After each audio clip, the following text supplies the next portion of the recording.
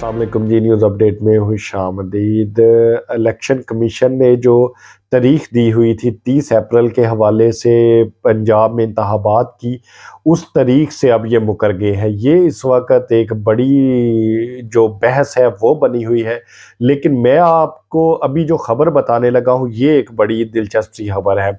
बात करेंगे हम इलेक्शंस के हवाले से ही, लेकिन इस वक्त पूरी कौम की जो नज़रें हैं, सारी कौम देख रही है सुप्रीम कोर्ट की तरफ।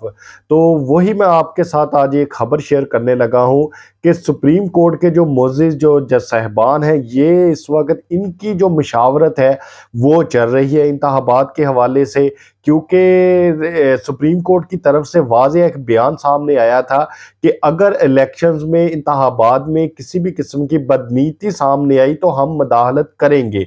तो इस हवाले से अब सारी की सारी जो कौम है वो देख रही है जनाब जस्टिस जो है उमर अता बंदयाल साहब उनकी तरफ, चूँकि कल रात ये फैसला आया और आज सुबह 23 मार्च की छुट्टी थी, लेकिन अभी तक की जो मैं खबरें हैं अगर मैं वो आप तक पहुंचाऊं तो इस वक्त यानी कि कल 24 मार्च है और कल ये मामला जो है ये अदालत में उठाया जाएगा, लेकिन अब इस पर फैसला कब आता है ये एक अपनी जगह एक अलग बहस है।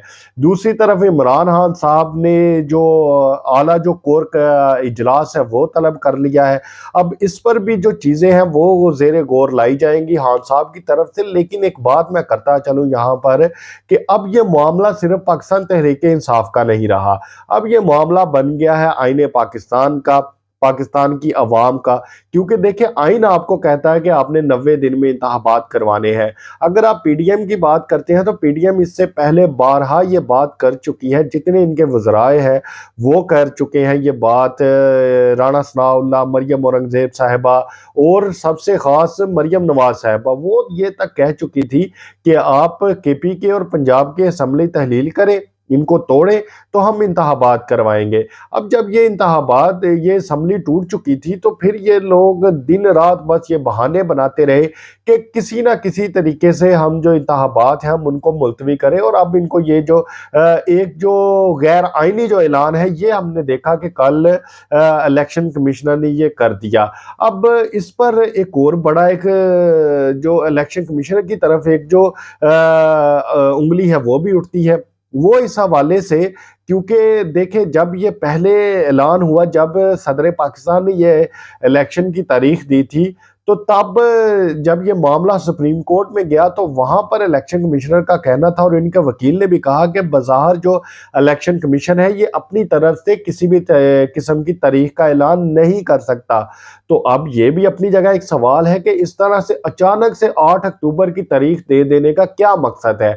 अब इसमें कुछ बातें ये भी की जा रही हैं, चूँकि जो चीफ जस्टिस हैं जनाब उमर अता बंदयाल साहब ये रिटायर हो रहे हैं सितंबर में, तो शायद अब इलेक्शन कमिश्नर ये समझ रहे हैं कि इनकी रिटायरमेंट के बाद की जो तारीख है वो जो इन्होंने ऐलान कर दिया है उस पर शायद ये भी एक इनको बेनिफिट नज़र आ रहा है कि बाद में ये शायद उस तरीके से जो चूँकि कहा जाता है उमर अता बंदयाल साहब की तरफ से कहा जाता है कि वो आइन और कानून पर चलने वाले हैं, तो शायद अब इनके दिमाग में ये चीज़ हो कि अगला जो भी चीफ जस्टिस आएगा वो शायद थोड़ा सा किसी भी किस्म का जो रिलीफ है पीडीएम को वो दे दे। लेकिन मेरा इसमें बड़ा एक वाज़ेह मौक़िफ़ है कि कोई भी बंदा जो है, कोई भी जो जज है, ख़ास तौर पर सुप्रीम कोर्ट का जो जज है, वो कभी भी कानून और आइन पर कॉम्प्रोमाइज नहीं करेगा। लेकिन इनका आप देखें कि किस तरह से इन्होंने कल जो रिटायर जो जज साहिबान है